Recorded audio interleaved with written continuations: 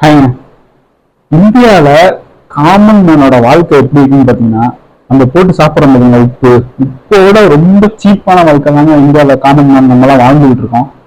ஒரு 11 பேர் ஏதோ இந்த எறும்பெல்லாம் அடிப்பட்டு சாகும் பார்த்தீங்களா, அந்த மாதிரி 11 பேர் வந்து இறந்துருக்காங்க.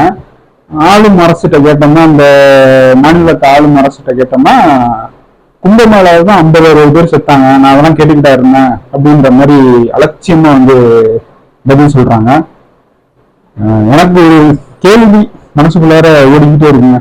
அதாவது ஒரு பொது விழாவோ, ஒரு கட்சி பொதுக்கூட்டமோ, இல்லை ஏதாவது ஒரு மியூசிக் கான்செர்ட் அந்த மாதிரி ஒரு கலை நிகழ்ச்சி நடத்தணும்னா அது கிட்டத்தட்ட ஒரு 2-3 மாசம் வந்து அதுக்கு வந்து ப்ரிப்பேர் பண்ணணும், அந்த நிகழ்ச்சியை வந்து ஏற்பாடு பண்றதுக்கு.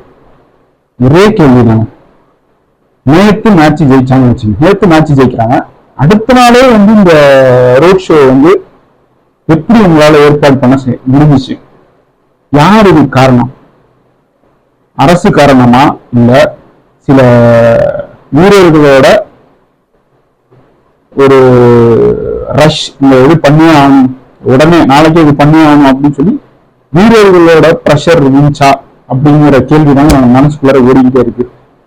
ஒரே நாள்ல இந்த ஃபங்க்ஷனை, இந்த பரேடை, இந்த ரோட் ஷோவை நடத்தினது வந்து எப்படி, அதுதான் மனசுக்குள்ளார ஓடிக்கிட்டே இருக்கு. அப்புறம் நம்ம பொதுவாக வந்து வங்கியில லோன் வாங்கினோம்னா நிறைய பேர் பார்த்தீங்கன்னா 5000 கோடி, எப்படி ஒரு ஹீரோ சொல்ல எப்படி 5000 கோடி செஞ்ச திருடனை எதுவுமே பண்ணாம எங்கள்கிட்ட வந்து லோனை வசூலிக்கிறீங்க அப்படின்னு சொல்லி நிறைய பேர் வந்து நியாயம் பேசுவாங்க.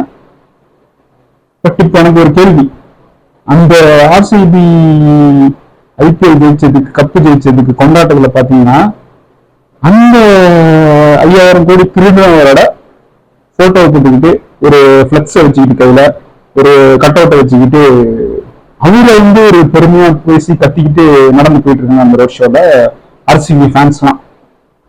ஸோ புரியல, இப்ப எனக்கு வந்து இது நியாயமாவே படலை. அப்ப நம்ம வந்து லோனை கட்டாம இருக்கிறதுக்காக இதெல்லாம் வந்து நம்ம சொல்லிக்கிட்டு இருக்கோம். உண்மையிலுமே வந்து நமக்கு வந்து அந்த மலையா மேல வந்து நமக்கு வந்து வெறுப்பெல்லாம் இல்லை. நம்ம வந்து லோனை கட்டாம இருந்தாலும் போயிடும், அதுக்கு இந்த வார்த்தையை யூஸ் பண்றோம், அப்படிதானே? அப்படிதான் அதை வந்து பார்க்க சொல்லிடுவேன் இந்த மாதிரி எல்லாம் நடந்துட்டு இருக்கப்ப. அது மட்டும் இல்லாமல் கவர்மெண்ட் பார்த்தீங்கன்னா வரலாறுலாம் 10 லட்சம் நம்ம வந்து நிவாரண நிதியாக கொடுக்குறோம் அப்படிங்கிற மாதிரி சொன்னாங்க. அதுக்கு ஒரு அம்மா, ஒரு மகனை வளர்ந்த அம்மா வந்து செருப்படி அடிக்கிற மாதிரி, நான் ஒரு 50 லட்சம் கொடுக்குறேன், என்னோட பையனை நீங்க திருப்பி தர முடியுமா அப்படின்னு சொல்லி அந்த அம்மா செருப்படியில் அடிக்கிற மாதிரி ஒரு கேள்வி கேட்டிருக்காங்க. ஒரு ஹீரோ சொல்லியிருக்காரு, எந்த ஹீரோன்னா எனக்கு தெரியல, ஞாபகம் இல்லை, விளையாட்டை நம்ம ரொம்ப சீரியஸா பாக்குறோம், சீரியஸா பாக்குற விஷயத்தான் நம்ம விளையாட்டா கூட பாக்குறது இல்லை. அதான் வந்து இதெல்லாம் நடந்துகிட்டு இருக்கு. ஸோ நம்மளோட வாழ்க்கையை மீறி எந்த கொண்டாட்டமும் ரொம்ப முக்கியம் கிடையாதுங்க. கிரிக்கெட் பாக்குறோமா, டிவியில பாக்குறோமா, நம்ம டீம் சப்போர்ட் பண்ண சப்போர்ட் பண்ணலாம் சொல்ல வேணாம், கிரிக்கெட் பார்க்க வேணாம்னா நான் சொல்லல. நமக்கு பிடிச்ச டீம் சப்போர்ட் பண்றோம், டிவியில பாக்குறோம், ரைட்டு, முடிஞ்சா டிக்கெட் பண்ணி கிரவுண்ட்ல போய் பாக்குறோம். இந்த வெற்றி கொண்டாட்டத்துல போய் இந்த மாதிரி தேவையில்லாம போய் உயிரிழக்கிறதுலாம் வந்து ஒரு தேவையில்லாத விஷயங்க. ஸோ இது மிக மிக மிகப்பெரிய ஒரு விரும்பத்தக்க ஒரு செய்தி. இது வந்து நாங்கள் ஆர்சிபி ஃபேனுக்கு வந்து, ஆர்சிபி டீமுக்கு வந்து எதிராக தான் நாங்கள் இருக்கோம், அதனால தான் அதெல்லாம் பேசுறீங்க அப்படின்னு சொல்லி நினைக்காதீங்க.